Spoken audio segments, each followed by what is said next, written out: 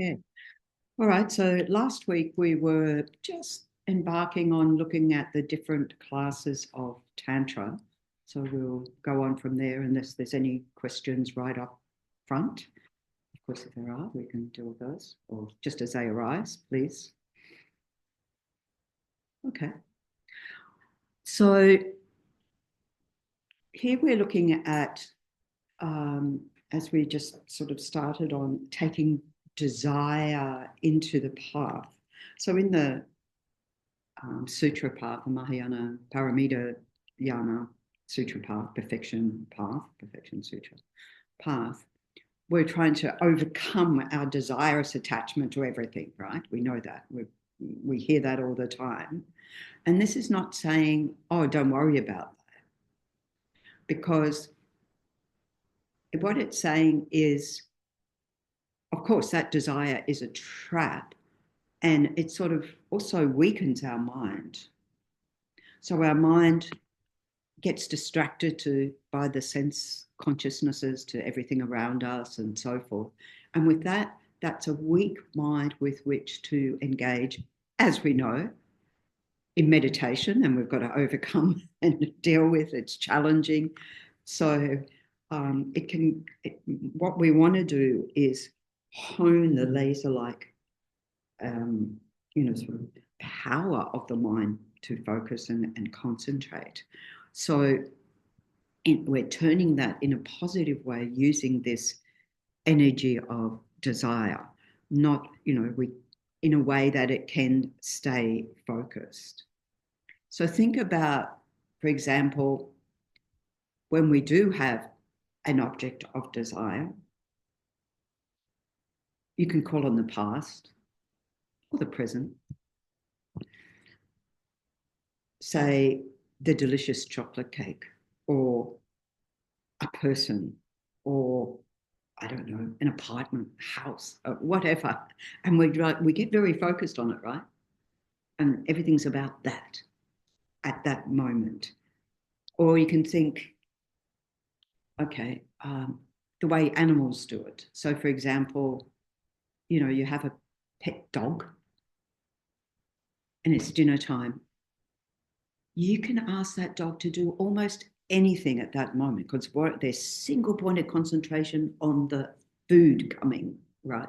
Or they hear the sound of the rustle in the cupboard or in the fridge or whatever, and they the can opener. It's just like, yeah, I'm focused. What do you want me to do? Okay, I'll do that. But here I am. That single pointed concentration. So we want to harness the energy of that, not in a way to enhance our attachment, which is what that poor doggy is doing, but in a way that we're using the powerful energy of that concentration and gluing it to a different object. So not based on the senses. So imagine if we could use that powerful energy in a non-diluted way, in a pure way. And that's what we aim to do, taking that energy of desire, which is to focus on a blissful wisdom consciousness, wisdom mind, and achieve deeper realizations of the ultimate empty nature of everything. So this is one of the ways we're doing that, taking, as we say, taking desire into the path. So it's already taking it as the pure energy of that desire, not the actual desirous attachment. You can see there's something to contemplate. There is a distinction. It is a distinction there. So in general, so we're wanting to get to this most subtle level of mind where we can have that direct perceptual realization of emptiness. And it says when that happens, two things can happen. One is fear and one is bliss. Of course, we want the bliss part. We don't want the fear part. But the fear part is why we're still in samsara. We've all been to the peak of samsara, almost out of samsara. And what happened? I'm going out of existence. Grasp at being. We grasp at being.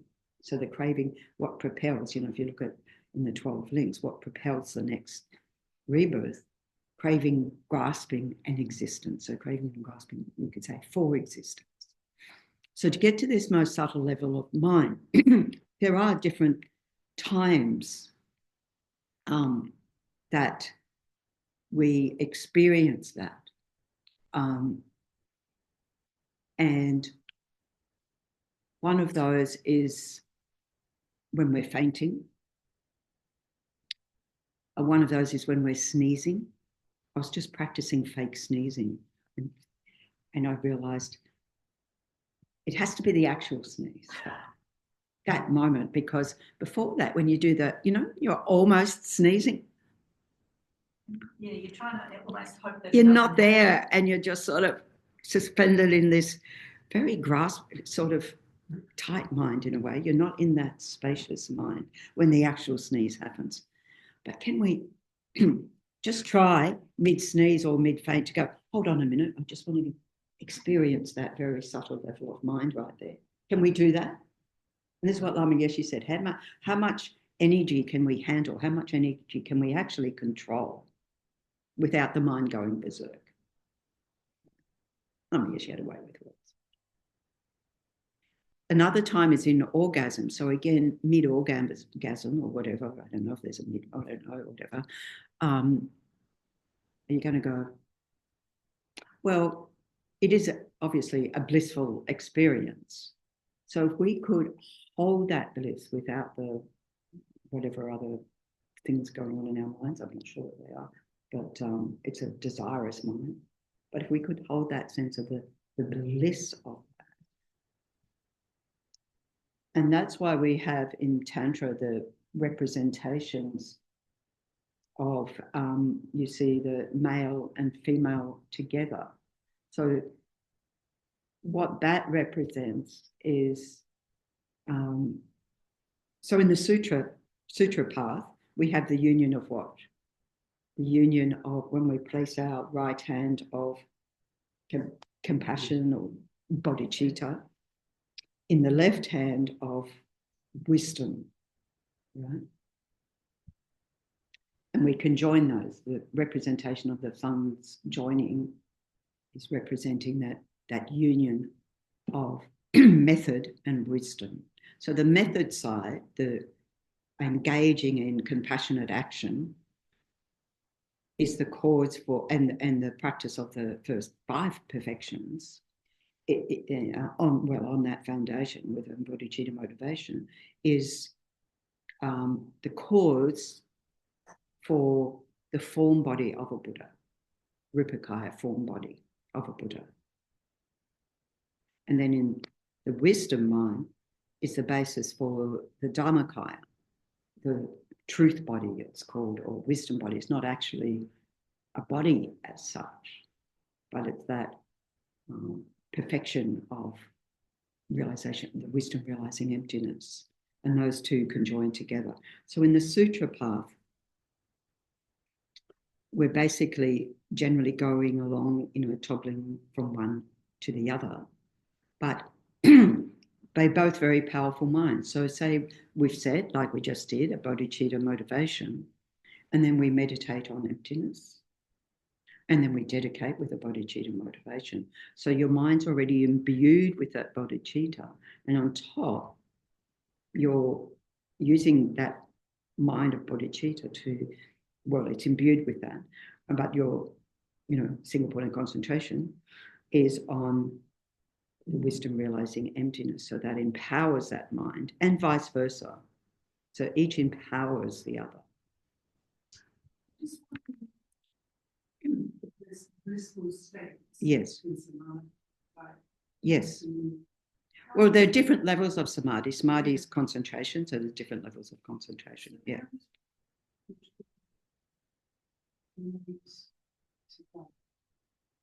It relates by us, as I said, setting our motivation for engaging in that attainment of samadhi, so on whichever object.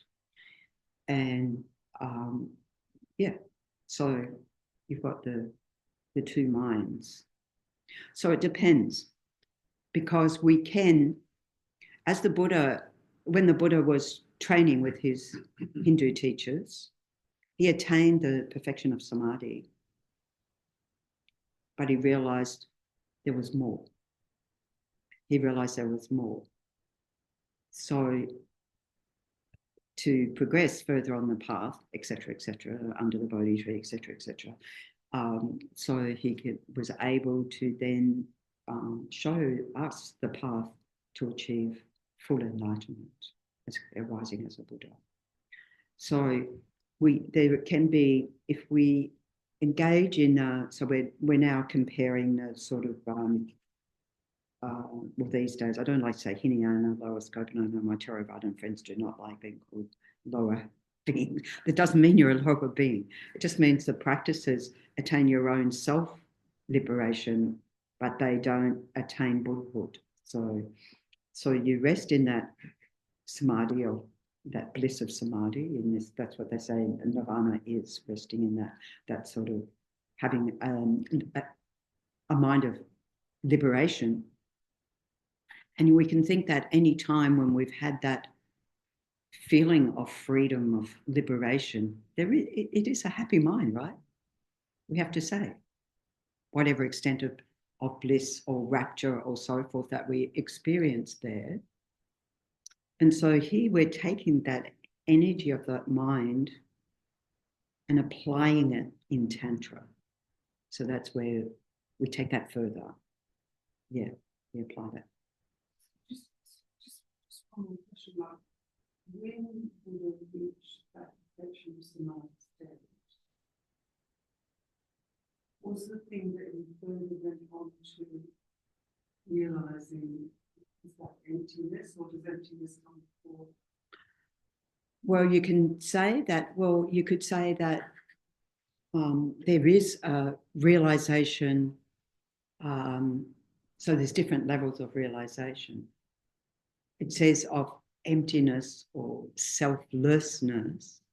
So if you're going on a Theravada path, you're gaining the wisdom of selflessness. So that overcomes the what we call the afflictive obscurations, the afflictions, overcomes the afflictions. But what you have then are still very subtle imprints on the mind. So they can't manifest as, sort of producing afflictions. They're just like, as they say, they use the analogy of you've taken the garlic out of the jar, but there's still the smell of garlic. So it's not going to grow garlic. It doesn't have the seed to grow, but there's a residual like tendency or imprint on your mind. And that's what on the Bodhisattva path, you're purifying what is called the knowledge obscurations or obscurations to omniscience, becoming a Buddha. So you're purifying all of those. At the same time, you're engaging in the 6 perfections and accumulating huge amounts of merit. So you have the method side, accumulation of merit, and then you, at the same time, of the accumulation of wisdom, right? So the 2 minds, and you're combining those.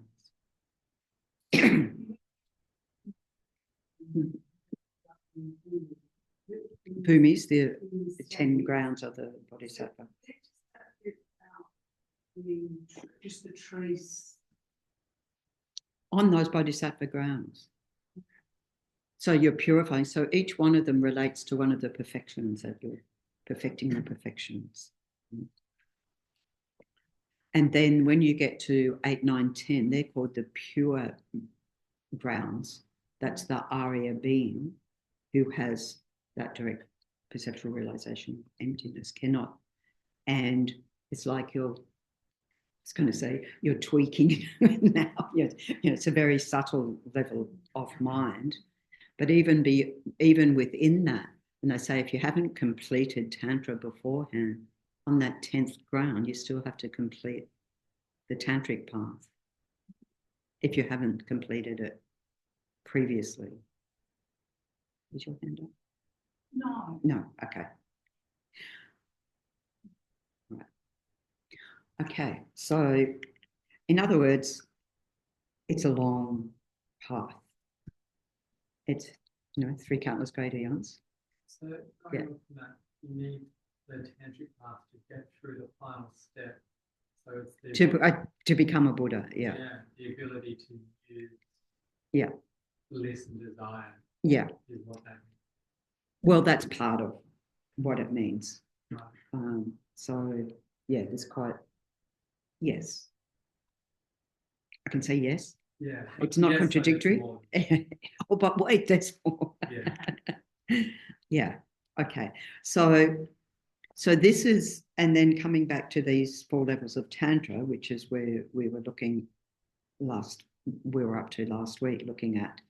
So we could say, well, if your objects become enlightened, and Tantra is the swift part, sometimes it says Tantra is like, Lama Yeshe would say Tantra is like taking the jet plane to enlightenment, or so it has, like when we say Tantra, it's always also called the like diamond vehicle, diamond cutter, cutting through, like if you can cut a diamond, apparently they're very hard to cut, but people do. They make facets. Anyway, swift, the idea of it, like the Vajra is like representative of like a lightning bolt, very swift, bright, strong method, powerful method. So they're just analogies for that. And it's just like, well, if why did the Buddha not just teach highest yoga tantra? And it's this, like, why not just go, straight to the most powerful one? And it comes back to what Lama Yeshe was saying, how much of this desirous energy can we handle and use in a sort of pure way on the path? How much of it can we control? And so just like with the lam-rim, the Buddha taught the whole path to enlightenment, the 3 scopes as presented in the lam-rim. So with Tantra, we have these 4 different levels, okay? And we started off last week talking about the action or Kriya Tantra, which has, using this analogy of using desire, like using the sort of increasing levels of sexual intimacy, attraction, shall we say, even level of attraction. And so where we were up to last week was looking at action, Tantra, Kriya. Action means same thing, just a Sanskrit word for the same thing. There, it's like, as I said, you've caught the eye of someone and said, oh, they're a catch. Whatever, I don't know what word people say these days. But anyway, I like the look of them. And we might do that and never go any further. And that's probably good if you're in a committed relationship already, just saying. Especially if you've taken vows. Okay, so here, so it's just that glance. It's very much, so you can think the power of attraction of that glance. And here, Kriya Tantra. So here we have, for example, the practice of Vajrasattva. I do encourage everyone to come to the Easter retreat. It's hopefully as much all of it, but even if you can't do that, come to some of it. And then we'll relaunch the monthly Vajrasattva practices, boosted up by the retreat, hopefully. That's the plan. So when we take there are different levels of taking Vajrasattva, but in general, the practice that we do here is based on that action Tantra, right? And along with the practice of, visualizing the deity in front as we do, then there's also, like we do with Tara as well, which also has the highest yoga Tantra empowerment as well, different practice. So in the action Tantra, it's about externals. So the offerings that we make on the altar, for example, and we're seeing those as transforming into the bliss of emptiness and, offering, you know, when we visualize making offerings, I talked about this last week in terms of when we do the visualization for offering food, and it's all transformed, you know, purified, transformed, increased. And then when we're doing offerings in a tantric practice, we imagine these offering deities, you know, the 8 offering dakinis representing the 8 offerings, coming out and offering up to all the Buddhas and Bodhisattvas, to all the beings, etc. So making offerings in pure form. So that's, you know, and then we emphasize, like we will on the Vajrasattva retreat, it's about purification, right? So keeping clean. So there's a sense of external cleanliness. I mentioned last week how much time we spent cleaning the Tara Gompa, where we had the 3-month retreat at Chenrezig, you know, starting from the outside in, and then making the offerings. And then we made the offerings, and Geshe Zopa came in and says, not enough light, more light, more light. Because when we're talking about a body of a Buddha, it's actually a light body. It's a subtle energy, right? It's not these ordinary bodies that we have. So we're getting to more and more subtle energies. So that's a lot of that emphasis of action tantra. The next two, the performance tantra and yoga tantra, they're not ones that are often, you know, you don't very often wouldn't see a empowerment for those. We tend to, certainly in our tradition, have action and enhanced yoga tantra. But then the performance tantra, so here with this analogy of increasing intimacy, we have the bliss of you know, exchanging smiles or laughter, that sort of giggly, you know, I don't know, desire. Might be a bit, I always think it's a bit embarrassing, but anyway, maybe it's not. But, you know, we have that joyousness. Okay, so here we have actually caught their attention, and we're, you know, checking each other out, basically. So again, it's more focused on externals, but it's starting to move towards more use of internal practices. So when we talk about internal practice, actually, we also do that already with Vajrasattva, and particularly the way Lama Yeshe introduced it to us with Vajrasattva of, you know, there's, you know, of course, there's a lot of visualization. All of Tantra involves a lot of visualization. And what we're visualizing again is using a subtle level of mind, including like looking at the subtle body. So we have like the subtle, using the chakras, the central channel. Now, these are not something physical in our body. They're energy channels, you'd say, in the body. So, for example, when we do Vajrasattva, I think most people here are probably familiar with Vajrasattva, yeah? And we have the central channel and 2 side channels, and we're visualizing, using those as a purification practice. And also when we look at the central channel, when we do, you know, we do all the downward, upward, and instantaneous purifications. We do this, you know, getting to more subtle levels of mind. So the one at the what's called instantaneous, when we visualize, you know, Vajrasattva, mother and father in union above the crown of our head, and the bliss, and they're in a state of bliss, and that bliss. So we have that descend in the form of nectar and light through our crown of our head, and that, you know, flushing down, flushing up, and then the instantaneous one, nothing leaves the body. And so Lama Yeshe said this is the most subtle one, and the analogy that's used is like instant purification, if you like, that using the analogy of light, that it's turning on the light in a darkened room and everything's instantly, like the darkness doesn't fly out the window, it doesn't go somewhere else, it just dissolves, doesn't exist. And that darkness is the darkness of our ignorance. So our mind is completely pure and illuminated with the wisdom of emptiness. So this is because we'd say that wisdom realizing emptiness itself is the most powerful purification you can have. Purifies all the afflictions, if we can get to that.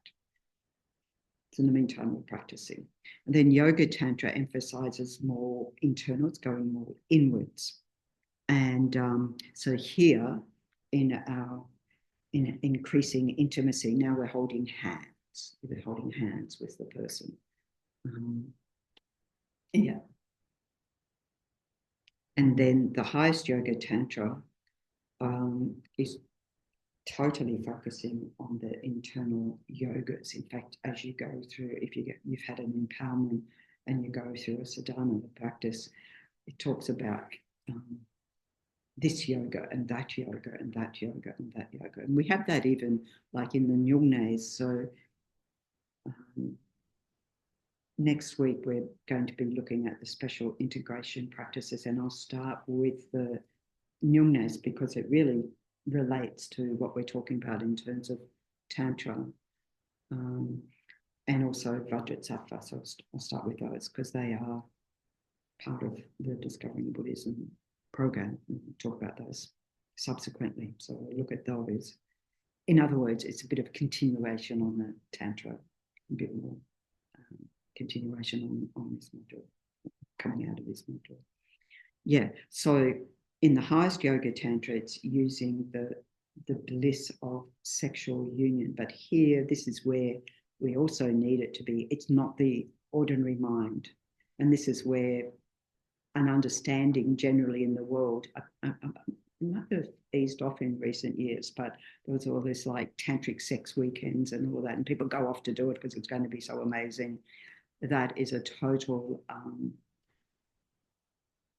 what do you call it? Total misunderstanding, but total like degeneration. I was going to say desecration, that sort of thing. That's totally wrong in terms of what the purpose of Tantra is. If the purpose of Tantra is to become a Buddha, you're actually creating the causes for your more samsara. Just like when Lama Zopa Rinpoche, when we were at Kopan and doing animal blessings. And so it was in the evening, we got more into the night, doing these blessings for the cows. And of course, the way you get the cows to come and they don't think, oh, good, I want to become and bless. No, they had big troughs of food. So the cows were happy to stay. And then at one point, Rinpoche looked up and laughed his head off because there were a cow and a bull having sex. And he said, we're creating their causes for their enlightenment and they're creating the causes for their samsara. Yeah. So that's, if we get it wrong, we can get it very wrong. And it comes back to also what Lama Yeshe said, how much energy, how much of that desirous energy can you actually control? Can you have go in the direction you want it to go in? And like I said, can you take the energy of an orgasm and actually use that energy? I would suggest the answer is no right now. So this is why in our practices, even though we use this analogy, it's only those very advanced practitioners who actually engage this. They talk about, in general, in your read, it says with consort. That's when you've got the two together. As Lama Zopa says, he prefers the translation that says wisdom mother. So we use it, mother and father union. So the father, and we do have father tantra and mother tantra. But the male form represents, so you're taking a union here of the illusory body, in other words, the Sambhogakaya aspect which can only be perceived by an Arya being. So even though we have the representations of like Vajrasattva and Manjushri and so forth, that's not what we see. You know, people who see the Dalai Lama generally see the Dalai Lama. They don't see Thousand Arm Chenrezig. Of course, Kandrila, what did she see when she first saw the Dalai Lama was Thousand Arm Chenrezig? She didn't say that. She said she saw a lot of arms, you know, of this whole being. So if you have that, if you are yourself an Arya being, then you can, you know, directly relate to that. If you think about, you know, when Lama Tsongkhapa was doing one of the other Nyingdo practices, the prostrations, because he didn't get to see that, have that direct communication with Manjushri. So when he did, because he said he couldn't, he was doing the Nyingdo of the prostrations, of which he did 100,000 to each of the 35 Buddhas, to each of them. And he said, so he could see the body, but not the head. And given that he wanted to communicate with Manjushri, he needed to see the head. So he added in for each of the Buddhas Tathagata. So to the Tathagata this, Tathagata that, Tathagata everything else. And he said as a result of that, he could then see Manjushri directly and not have to get the transmission through his teacher, who could communicate directly with Manjushri. So he was able to directly get the instructions from Manjushri. However, Lama Tsongkhapa was a monk, so he delayed this tantric practice of, you know, completion till he was in the bardo. So he wasn't breaking any vows. That means he had control. I mean, if you're going to decide to do that, you've got control. So when there's, you know, so that's the other time in the death process.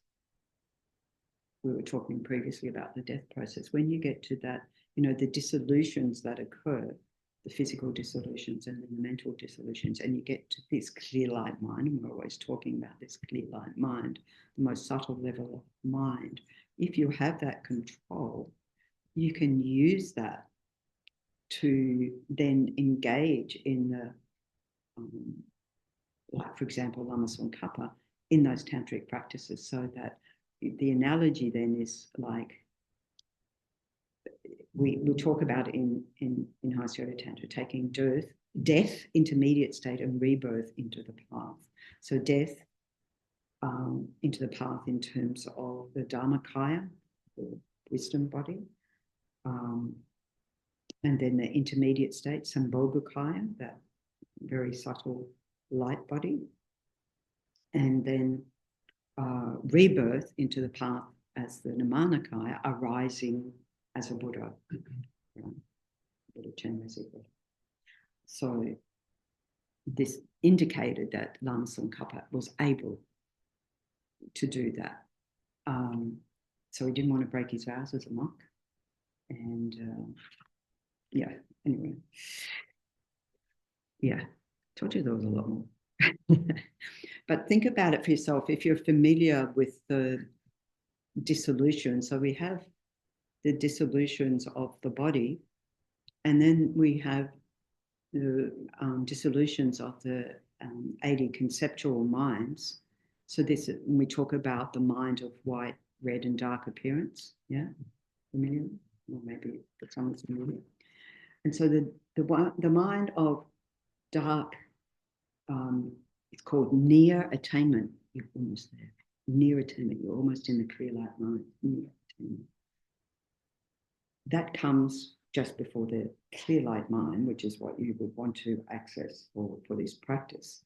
And so those beings, like Lama Tsongkhapa or so forth, who would have able to use that clear light mind, so they, you know, abide in that, what we call in the Tibetan tradition, Thubten, that the body's not functioning, but it's still fresh, so that on the basis of that body, they're still able to abide in that clear light mind and complete whatever practices they've decided to complete at that time. Apparently, it is said they decide beforehand how much time they're going to spend in that Thubten, right?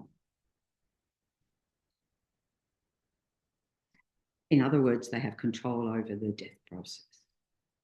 So I want to come back to the black near attainment, because if you recall or haven't heard, that mind of black near attainment, first of all, it's like you're swooning into unconsciousness.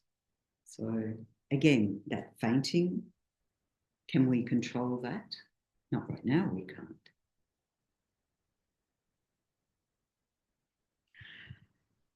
So you're swooning into unconsciousness. In other words, you're experiencing, I guess, your mind dissolving more and more subtle levels.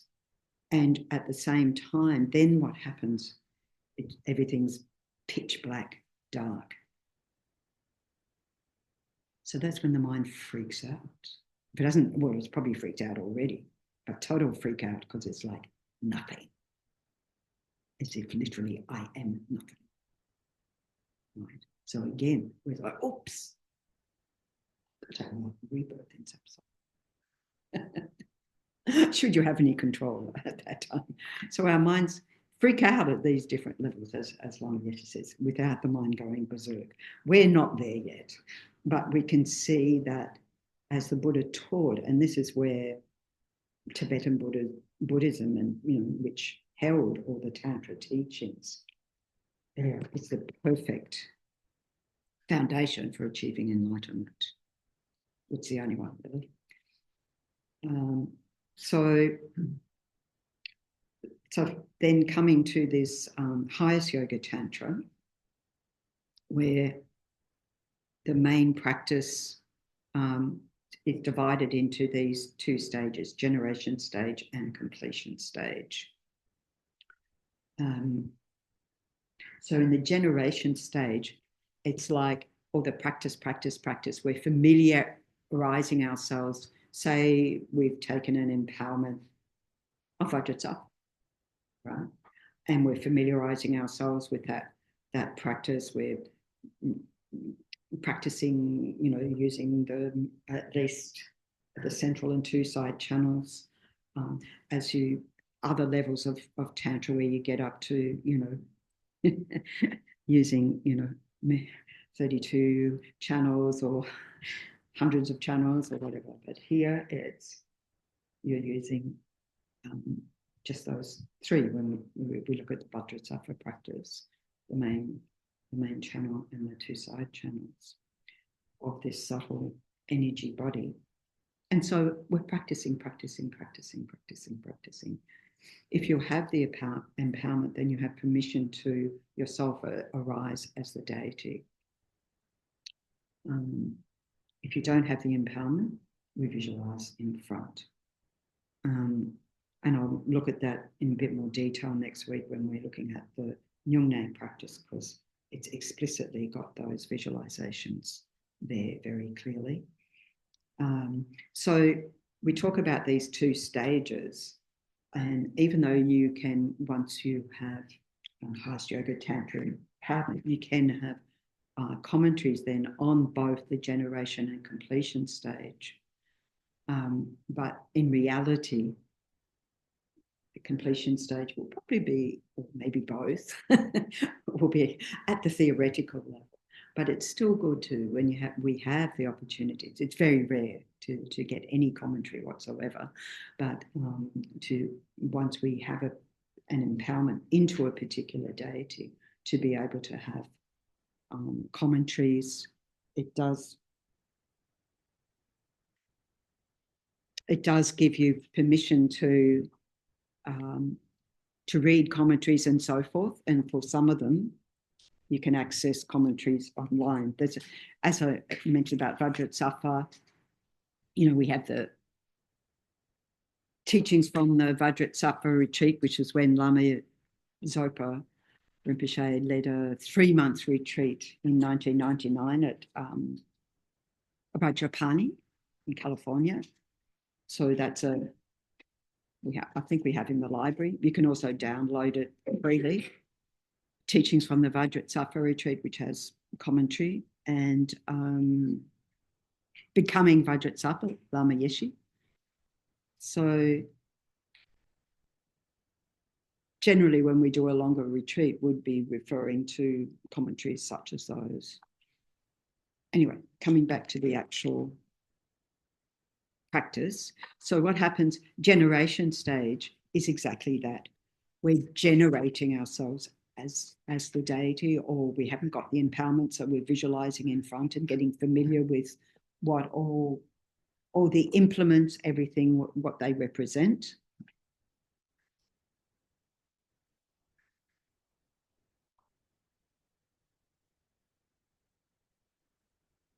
So for those of you who've, some of you I know have taken like Yamantaka, let's say, and now here, once a month, there's a chat about Yamantaka evening. So that's like a discussion group of people who've taken Yamantaka to just sort of try and unpack a bit what the practice is, because you go along and you do the practice and go, I have no idea. I'm reading the words, you know, and occasionally I'm meditating and so forth. So we gradually get familiar with that. And then the completion stage works, and I should say both the generation stage and the completion stage have many stages within those stages. So we talk about different like accomplishments at different stages of the generation stage. Which again, you need commentary on to even understand what they are. So you get to the subtle generation stage, and with the completion stage, many levels there. So it's complicated. It is very complicated. Okay. And so what you're wanting to do is arrive at this stage where we are able to transform that blissful pleasure, that desire energy, into blissful wisdom. And then one of the main meditations mentioned here is the inner fire. I joked about that last week with the monks drying sheets and so forth. This, again, using the channels and so forth. So that's a common meditation. What you find is at the different levels of Tantra, there's so many practices that are like similar. So it's not like you go to a different level of Tantra and everything's completely different. So as I mentioned previously, we can all right now with no tantric empowerment, you know, do visualizations on the basis of Shakyamuni Buddha, do the Vajrasattva practice and so forth, to the extent it's presented, and that you're gaining a very, very strong foundation for then taking a tantric empowerment, which will then build on that. Okay. So then cultivating our tantric practice is to gain more and more control over our mind and the subtle body energies. So we talk about the winds, energies, and drops. So what happens, and it happens at the time of death, the coarser levels of consciousness involved in ordinary attachment, aversion, ignorance, cease to function. This is what we're trying to get at. Probably when we're doing a daily practice, we're still at that coarser level, but we're trying to get it where that ceases, and this more and more subtle blissful awareness is activated, and directing that to the realization of emptiness. So the ultimate goal is to attain that blissful wisdom. So I started talking about that, didn't I? Got sidetracked with it. So the illusory body, we generally think about the male form being the realization of the illusory body. That's right. I went on to talk about those who can see directly, like lam-rim and so forth, seeing Manjushri directly. And then the female form is representing the wisdom, perfection of wisdom. So the union is coming, and this is why the sexual union is used. It's like it represents that coming together of the two in the one mind, right? Not going backwards and forwards, in the one mind simultaneously. That's the intent here.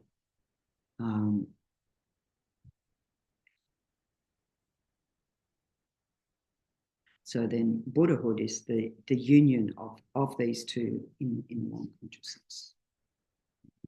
So that in that way, the Dharmakaya, on the basis of we say the female form, and the Rupakaya, form body, on the basis of the male form, arise simultaneously. In fact, once you attain Buddhahood, you attain, because we have representations of the Buddha bodies, 2, 3, 4 different ways of unpacking it.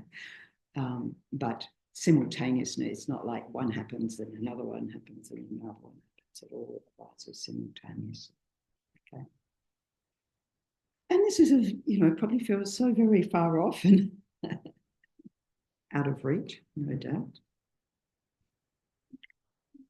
Yes. Same. Male and female, like being symbols of perfection of each. Is that also part of the reason why some of the representations are sort of a bit androgynous? Well, they're not meant to be androgynous. Mm. They're meant to be male, female. Yeah, because some of them, to me, they look sort of in between. Well, I mean, once you realise emptiness, male, female, because I think about that with Chen Rezig. So that Chen Rezig, in the Chinese Mahayana representation, you get Kuan Yin in a female form, right? And I guess why do we have the female form as the, arising the wisdom body? Because all Buddhas are born out of wisdom. So that's like the mother of all the Buddhas is wisdom. Prajnaparamita, the perfection of wisdom, it's female form. You can see a representation of Prajnaparamita. She's female. So that's the analogy that's used there. And you've got to remember these are analogies. It's just so that to help our mind to be able to engage in the practice.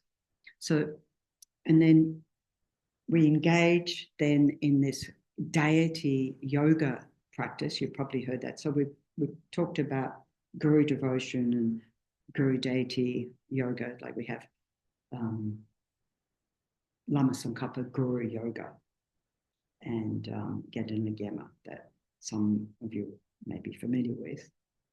And that doesn't go into, the union of male, female. It doesn't go into any of that elaboration.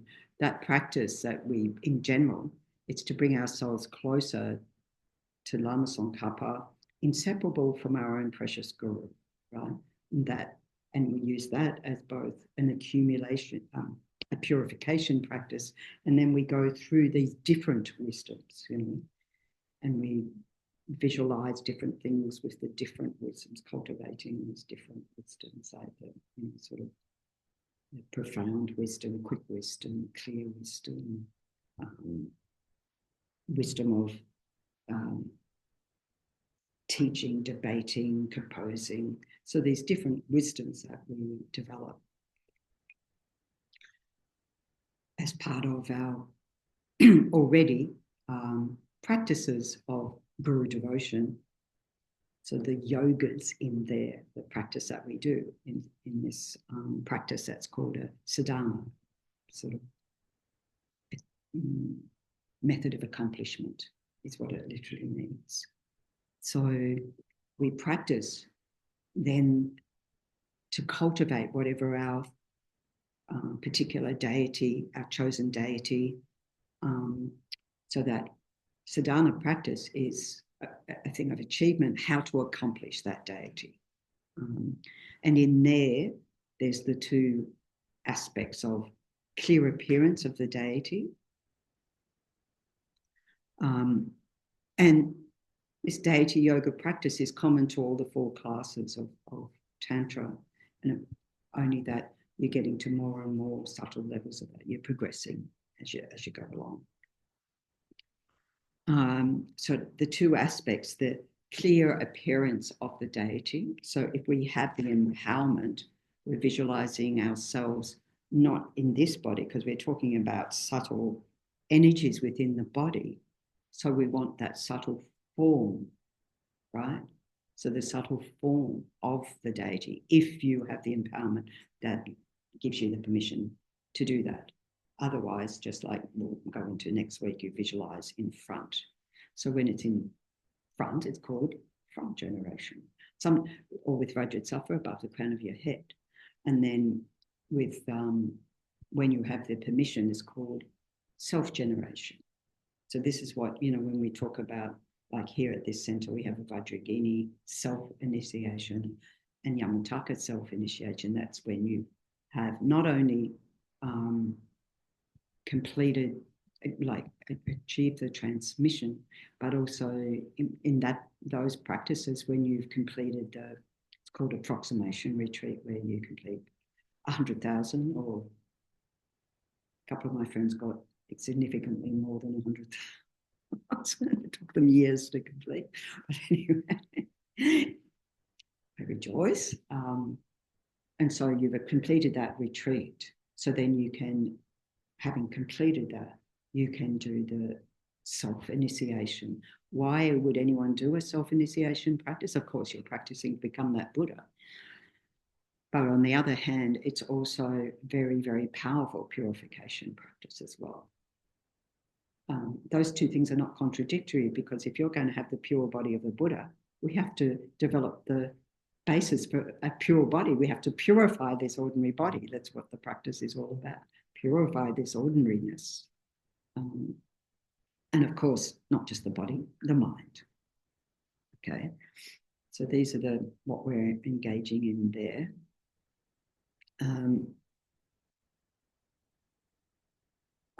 So we're working towards accomplishing that actual deity. We're practicing at whatever level we've taken, whatever empowerment. So practicing that clear appearance of the deity. And then there's also training in what's called divine pride. The divine pride of actually being the deity, because we have to overcome our ordinary mind that says, I'm just an ordinary being and I, can't possibly, blah, blah, blah, I'm not this, I'm not good enough, I'm not enough, etc. We're familiar with all of that. So we're wanting to overcome those ordinary minds and have this sense of divine pride of being the deity. So one thing is for example, during the Vajrasattva practice, even we haven't had the attainment, the empowerment at the end where everything dissolves into emptiness. And we can think of ourselves actually as the deity. If we haven't had the empowerment, we can't arise as that form. So there's some sort of technical issues there. But that sense of inseparability of myself, the deity, the guru, the mantra, like everything's inseparable. So we're working towards coming together in that one mind. And that one mind is the mind that realizes emptiness.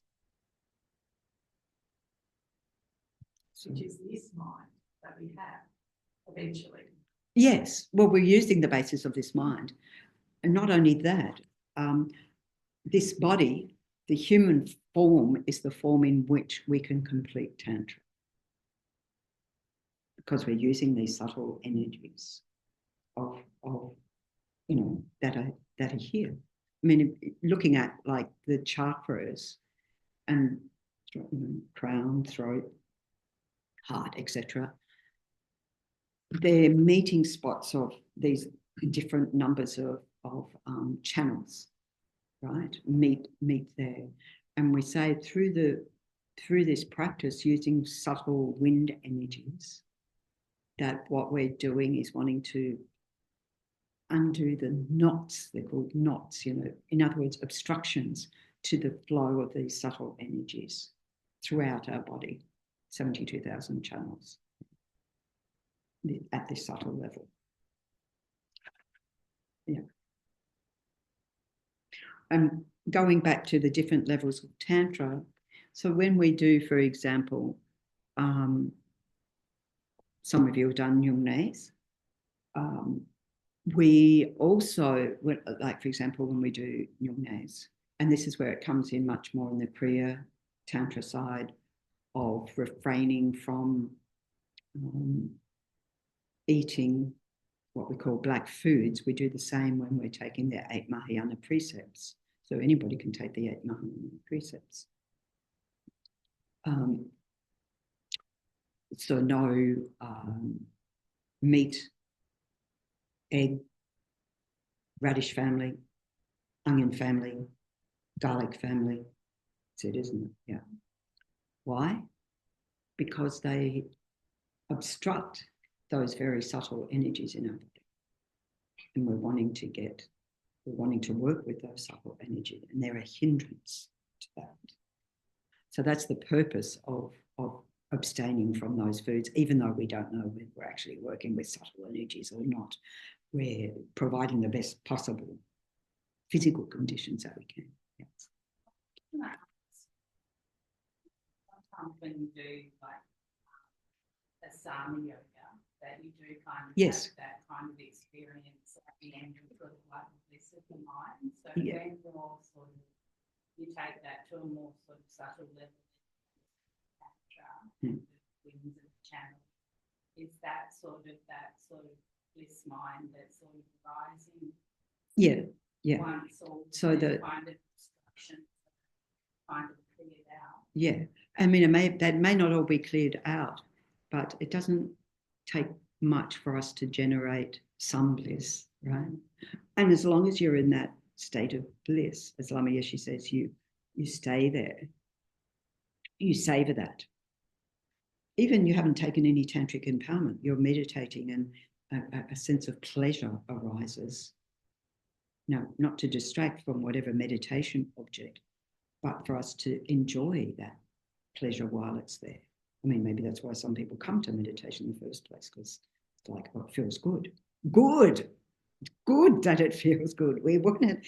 Doesn't always feel good. Sometimes it feels like, the hard yards, but we want to dwell in those moments because that's accessing more and more that subtle level of mind. And then, like, if you've got a sadhana practice where then, that starts to fade. Once it starts to fade, then you continue on with the practice. But you, like, say you're doing that dissolution into emptiness and you feel a state of bliss. Yourself is very happy with you. You're very happy with you. Good. Abide in that happiness. Abide in that bliss. That experience. Yeah. And the longer we can abide in it, the more it's, taking root in our mind. Yeah. Yeah. So this is where you're taking it as a positive to the path. Because we have to overcome so much our sense of ordinariness and limitation. And this is a very powerful way of doing it. Really, once you start using visualization, it really engages your mind. Yes, correct? No? Anyone want to debate that?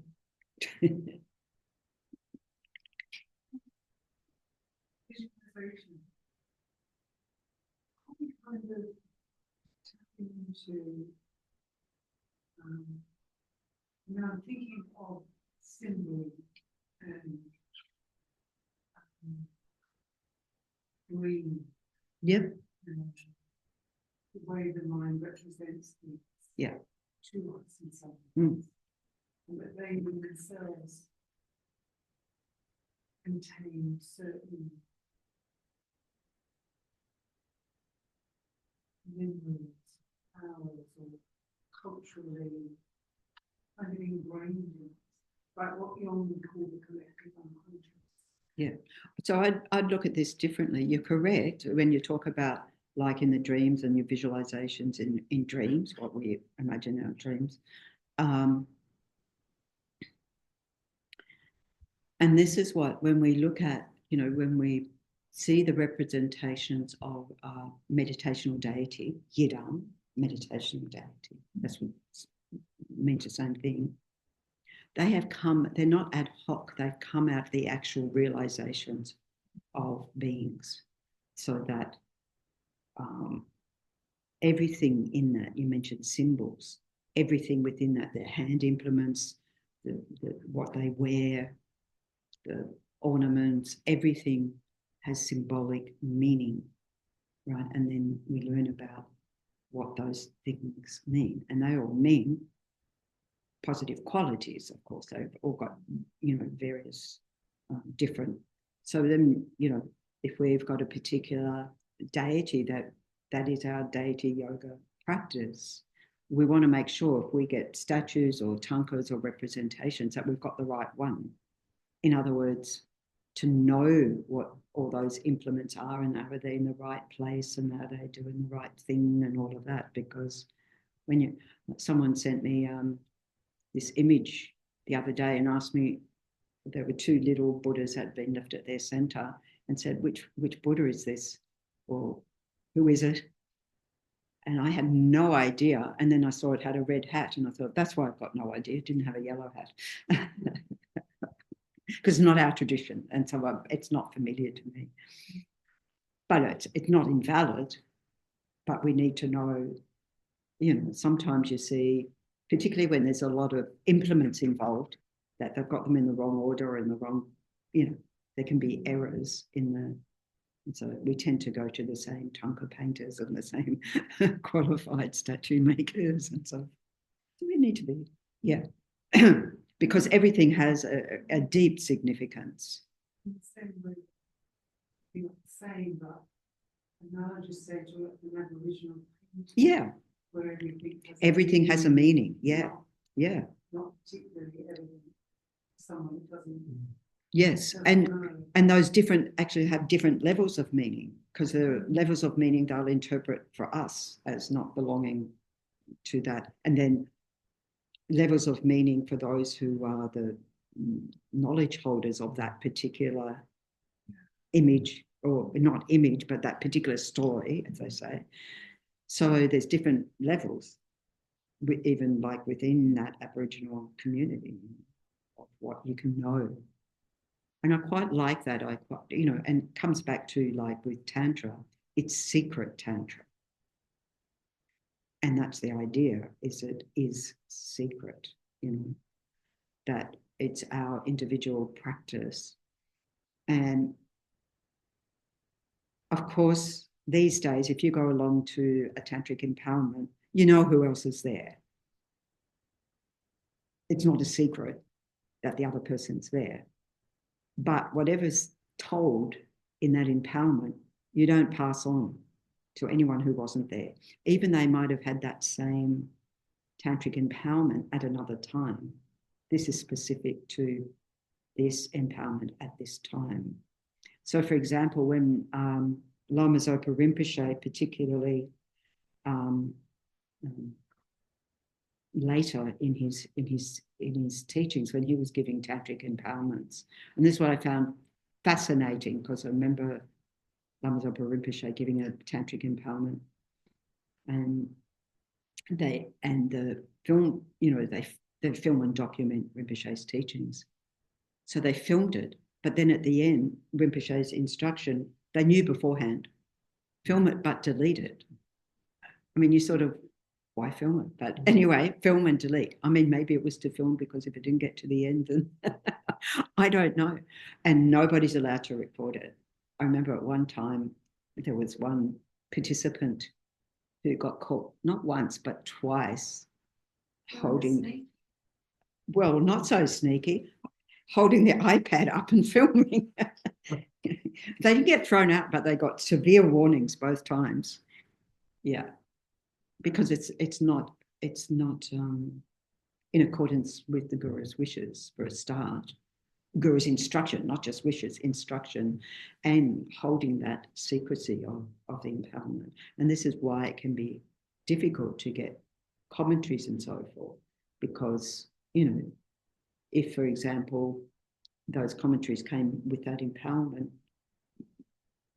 it may not exist anywhere except in the minds of those who receive that empowerment. So, yeah.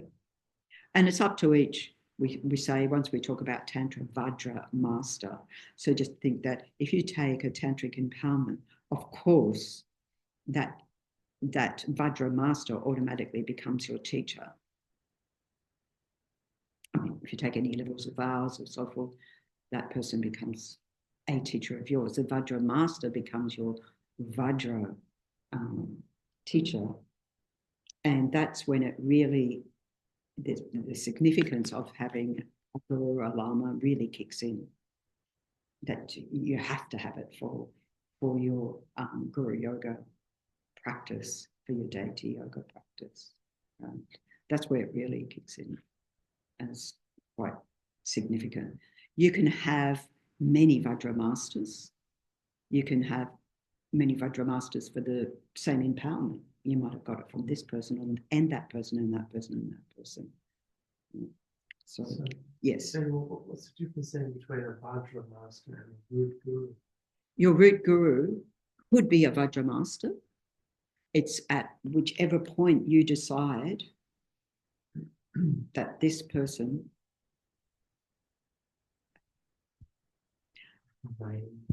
sometimes we describe it as the person who most moves your mind towards a Dharma.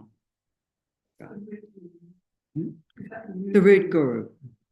So it's talked about like that they like there's a when it's basically when it arises in your mind, this person is my root guru. When that arises in your mind, then that person's never not your guru. It could be the same person. It could be the same person, as but you might have already taken a root guru before you take a tantric empowerment. But for that tantric empowerment, that Vajra master, what their instruction to you is the instruction you follow. For that. And you have a special relationship as well. So in general, it's said that if you take a tantric empowerment and that you don't keep up your commitments, that it can impact on the health and long life of your Vajra master. So that's pretty heavy. You sort of go gold. Because you're forming a relationship that ultimately you want that relationship to be the inseparability of that. I mean, we do that with Guru Yoga anyway, but that sense of inseparability, that it's not me here, then there, but the yidam, because before giving an empowerment, that person who's the Vajra master, they do their own practice previously. So they're giving that empowerment in the form of that deity. So they've already done, they do their, what we call preparations, that's what they're doing, right? So they give it to you with that, in the form of that deity. And so then we're taking it, even we see them as in their ordinary form, but we're taking it with the idea, this is generous, this is Vajrasattva, this is Tara. Okay. So, benefits. Why are we doing this? this quote from Lama Yeshe, we become more familiar with the blissful experience of clear light available in our central channel. As we do that, we're developing a powerful method for transcending the ordinary, limited experiences of this sensory world. So we have this sense that all the energies are dissolving into the central channel. And then if we have the empowerment that we can arise as Vajrasattva or forever, and we've got those, we use those channels for the purification, as I mentioned. But also we can think that this is what happens at the time of death, that all the energies dissolve in the end into the central channel. So there are practices then associated with that, which I don't think I can talk about. But yeah. So what we're wanting to do is work with, I mentioned the chakras, the channels, and the subtle wind energies. So we talk about subtle winds and drops. So these are things that, as you familiarize more with tantric practices, that are introduced. Yes. Susan. I don't think that I heard something. Yeah. The Dalai Lama says that dissolution meditation Yeah. every day. Yeah. And but is that another useful way to practice? It is a useful way to practice. And again, without an empowerment, you can do that. Once you take a highest yoga tantra empowerment, it's part of the practice. So hence the Dalai Lama would be doing every day. It is part of the practice. But it is a very good thing regardless to do, because you are, ideally, we're laying the foundations to get to that point where we have control over the death process. Even we don't have that. We have a familiarity.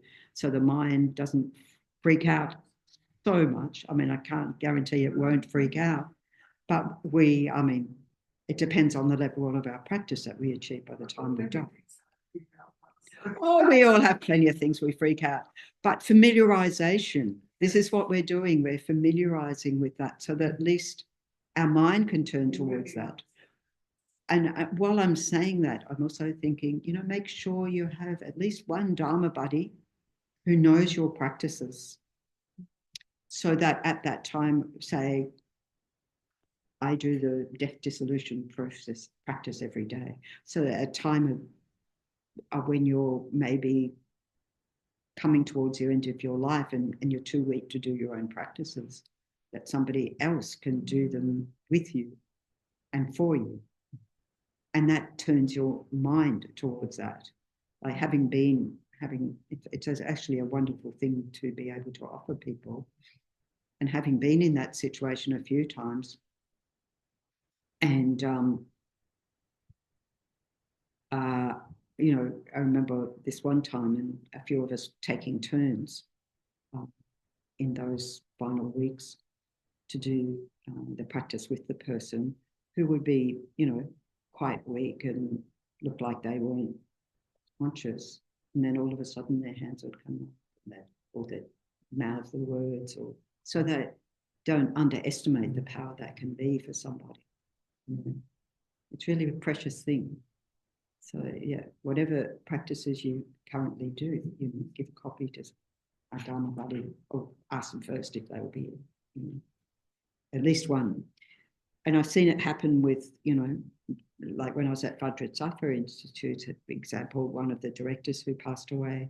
And so her whole cohort of, that group of the seniors did the similar thing, took turns and did her practice with her. And so it's wonderful. And they were the only people who were allowed to be with her at that time approaching death.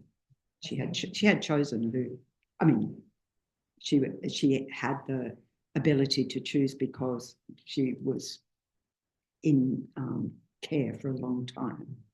Right. Not all of us are going to have that. So that's why I say give a copy, or actual little copy or something to at least one Dharma buddy. And also another thing is to record your practices so that should it come the time where you can't do them for yourself, you can pop them in your ears. If your ears are still working. It's a person. Have you been with someone through that process? And are you able to recognize or have some indication of what stage they I think somebody who I was with, she'd tell you what stage she was at. But I'm not sure that it was correct. But you just sort of go along with it. Because in reality, yes. I mean, I think all of us can know when the first stage, the earth dissolution process, because we experience it every night when we go to sleep. We turn the light of awareness on. I mean, we experience them all when we go to sleep, where lights are out generally by the time we experience it. But the first one we can be very clearly, because that sense of heaviness of the body, we may not always experience that, but we do experience the blurring of the eyes, don't we? And that's part of that process. We go, oh, so next time you're falling asleep and not yet asleep, oh, the earth element's dissolving. Just even saying that in your mind is a good thing. But already by the second stage, you're not hearing anymore. So really, you've got to think about that in terms of, they say they're not hearing, but even so, we do the practices. We do the practices for 49 days. That because it's, you can think that energetically, it's working at more subtle levels, even though literally they're probably not hearing you. That's why we have this mantra. It says, yell this, at the person or the being, yell this mantra. So, yeah. Yeah, I'm just imagining this chorus. Yeah. And you're not always in a situation where yelling a mantra is going to be, the family might be freaking out and you come in yelling. Please. Yes. Yes. Yeah. What's what are your thoughts, or what is the position on anesthetic? Because very often people, when they die, they give it free. Many people do in their lives. How does that, what's your thoughts on morphine? I think it's a matter of choice.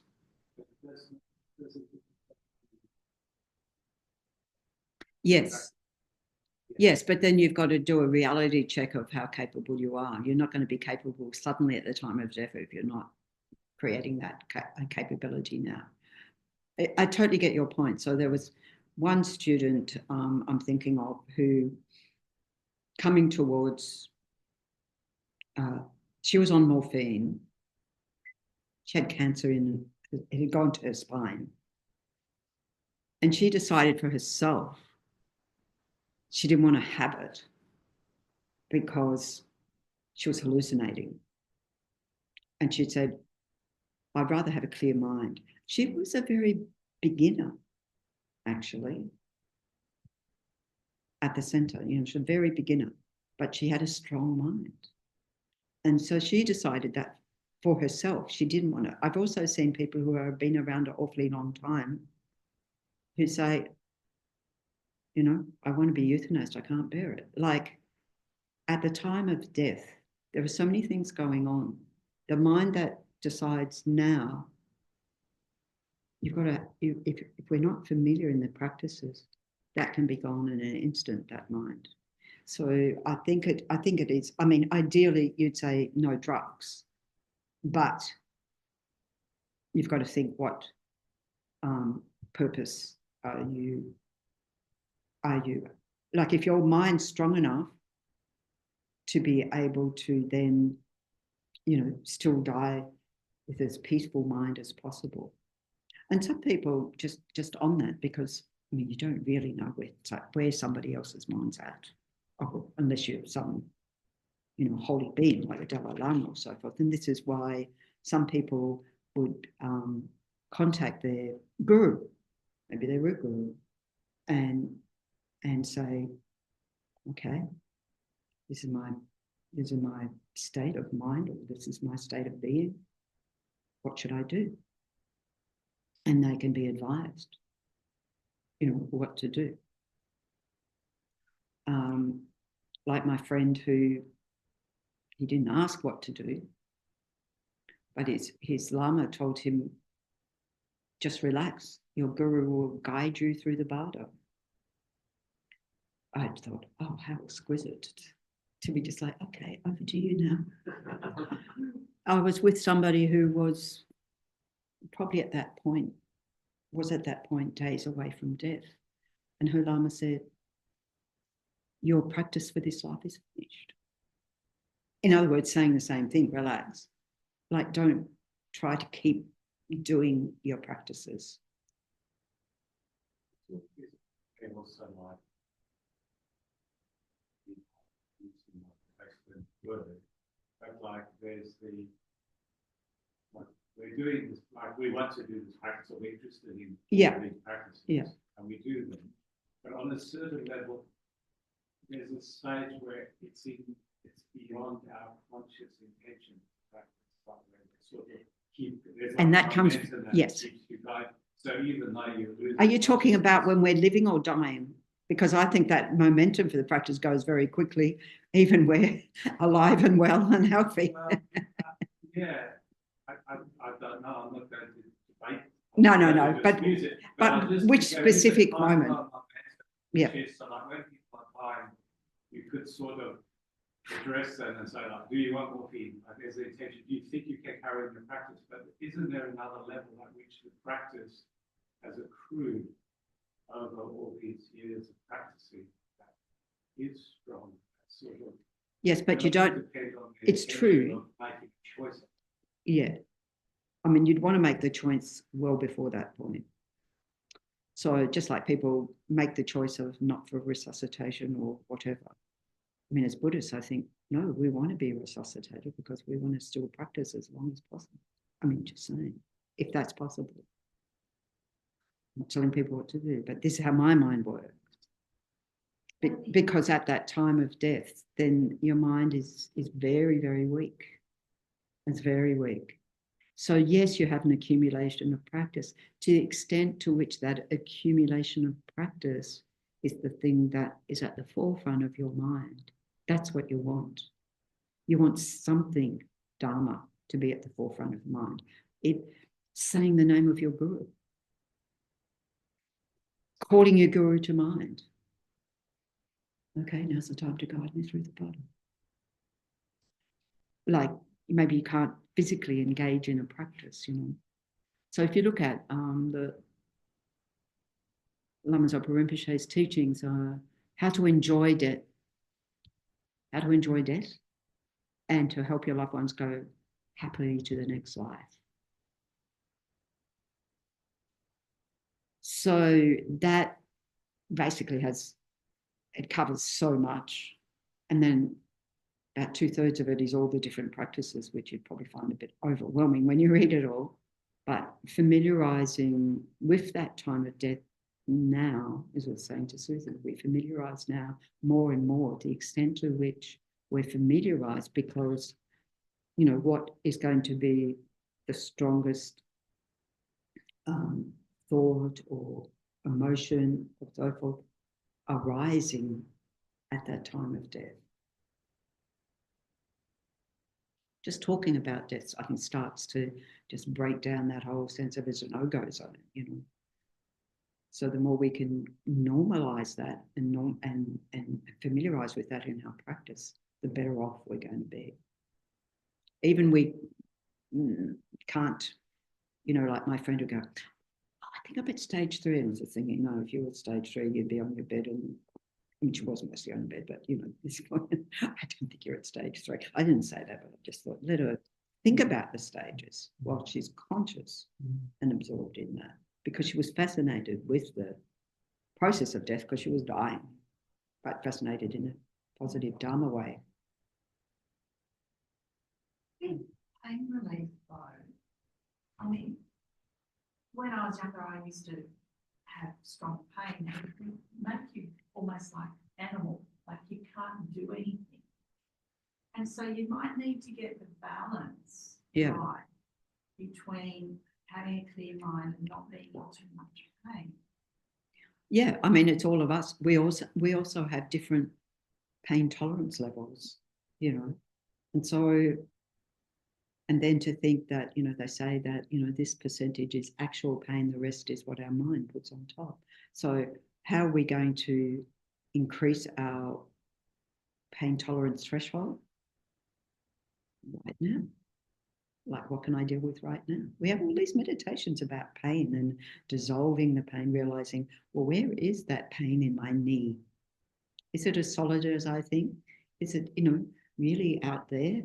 Or is it in this specific spot? And is it throbbing and changing moment by moment or rising? And as soon as you do that, the pain starts to dissipate. It won't necessarily go away. You might need to go and see the doctor, get it all checked out. But, you know, just see how we can work with our minds around that right now. Because, yeah, it can be we don't know how we're going to die or when we're going to die. Yes, Susan. Absolutely. I think you're spot on there. Deal with your major problem right now. Yes. Yeah. And also, I mean, on a positive note, I think that is the only thing we've got really, is like, we can only practice now. We can only practice now. You're correct. But we need to practice now. We can only practice now, but we need to practice. Yeah. Okay, so I'll just end with this last little bit from Lama Yeshe. There's quite a bit here, but just this last little bit. It's only by cultivating small experiences of calm and satisfaction now, exactly what you're saying, small experiences of calm and satisfaction now. We can do that. We can do that. We're doing it right now. We will be able to achieve our ultimate goal of peace and tranquility in the future. Similarly, it's only through the skillful use of desirous energy by building up the habit of experiencing what we might call true pleasure, eudaimonia, genuine happiness, this genuine happiness, that we can hope to achieve everlasting bliss and joy of full illumination, of enlightenment. So just think about that. Joy is a good thing. Pleasure, being utilized in that way to access bliss in the correct way, right, is a good thing. So when you feel yourself craving over that whatever, just say, well, we want to let go of the craving mind. Oh, that's that pure blissful energy we're talking about. Still, and if you're going to have that thing, I always think, you know, chocolate or something. If you're going to have that thing, enjoy it. Otherwise, don't have it. Don't have it feeling guilty. It's not enjoyable, is it? Just enjoy it while it lasts. It won't last. Whether you have it or somebody else takes it, it won't last. So enjoy it while you can. And this is like the most powerful mind is the mind of joy. So enhance that mind of joy, of rejoicing, of taking delight. That's where it's at. Okay. We'll end there. Dedicate joyfully to enhancing our joy.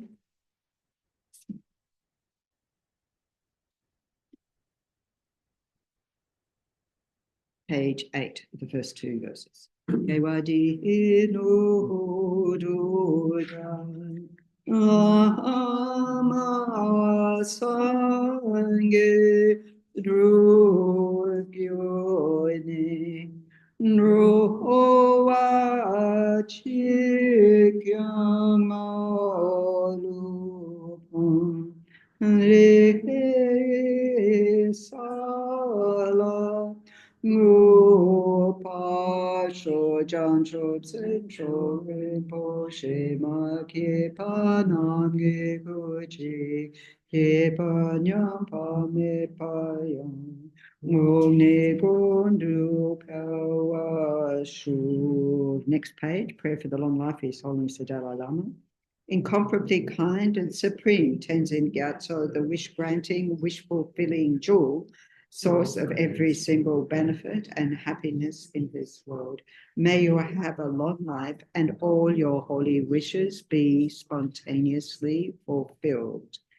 Pray for the swift return of Lama Zopa Rinpoche, peerless teacher, an assembly of the children of the victorious one, Shravakas and Prachika Buddhas, victorious Losang, father and sons, along with the lineage masters, all the objects of refuge of infinite lands, please bestow the virtue and goodness of accomplishing this prayer here and now, holding and spreading the Muni's precious and complete teachings. Through explanation and practice, you wore the armor of patience that is never discouraged. Incomparable, venerable Guru, to you I make requests. While striving single-pointedly for the sake of the victorious one's teachings, the sole gateway through which all benefit and happiness emerge, and from other living beings, you suddenly departed to peace. What a great loss.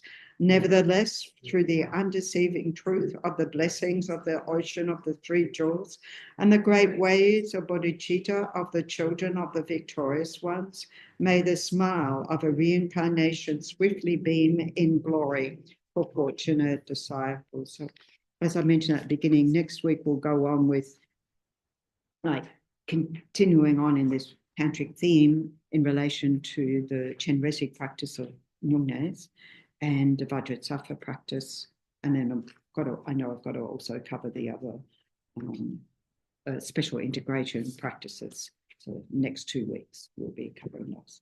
Okay, thank you very much. And then I think after Easter, isn't it? We start a new round of discovering Buddhism. 20th of April. 20th of April.